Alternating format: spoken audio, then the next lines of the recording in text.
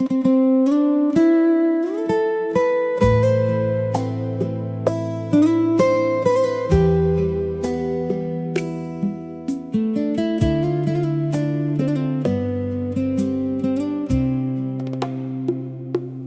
ប្រុសម្នាក់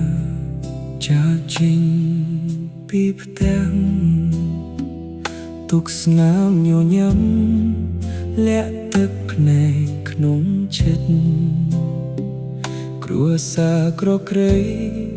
គ្មានអ្វីជាទ្រព្យសម្បត្តិមានតែកម្លាំងកាយនិងចិត្តស្មោះត្រង់បងមិនបានរៀនដូចគេដទៃសុខចិត្តបោះបង់ក្តីស្រមៃរបស់ខ្លួនរកលុយចិញ្ចឹមឪពុកនិងបងប្អូ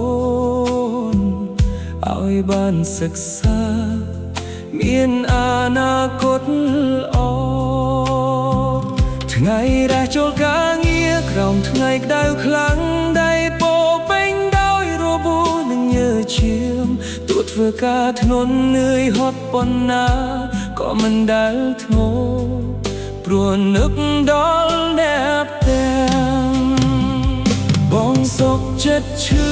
ដើម្បីឲ្យអូនបានរៀនសុខចិត្តអត់ឃ្លានដើម្បីឲ្យផ្ទះបានសុខឯកោអ្នកឯងនៅស្រុកឆ្ងាយយំលាក់ខ្លួនក្រោមមេឃរាត្រីស្រឡាញ់ឪពុកលើសជីវិតខ្លួនស្រឡាញ់បងប្អូនគ្មានថ្ងៃប្រែប្រួលបើទោះបងគ្មានអ្វីជាប់ខ្លួនសូមឲ្យអ្នកផ្ទះមានស្នាមញញឹមនៅកន្លែងការងារកុំទៅចេះស្បែកលើករបស់ធ្ងន់រហូតឈឺខ្នងគ្មានអ្នកសួរថាបងហត់ទេឬមានតែភាពស្ងៀមស្ងាត់ជាមិត្តសំឡាញ់ពេលយន្តមកដល់នឹកស្រុកកំណើតនឹកសំឡេងឪពុកហៅកូនប្រុសនឹកអូនបងអង្គុយរៀនជុំគ្នាហើយបងញញឹមទាំងទឹកភ្នែកធូរ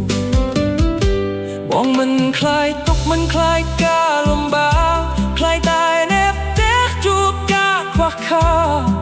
បើបងបានសម្រេចក្តីស្រមៃជីវិតបងក៏មានន័យដែរបងសុខចិត្តឈឺដើម្បីឲ្យអូនបានរៀនសុខចិត្តអត់ឃ្លានដើម្បីឲ្យផ្ទះបានសុខឯកោអ្នកឯងនៅស្រុកឆ្ងាយយំលាក់ខ្លួនក្រោមមេឃរាត្រី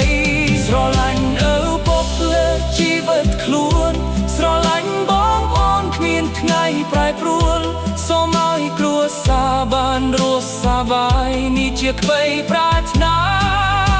របស់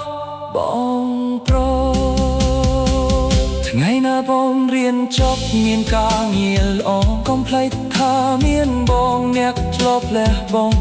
នឹងបានសិក្សាដើម្បីអូនគ្រប់គ្នាបានដើរទៅរកកូនលឺនៃអនាគតបងមិនចង់បានកតីសាវ័យឡើយសូមចាំឃើញឪពុកញញឹមដោយសុខចិត្តនឹងឃើញបងអូនមានជីវិតប្រសើរនោះជារងបានដ៏មានតម្លៃបំផុតបងសុខចិត្តឈឺ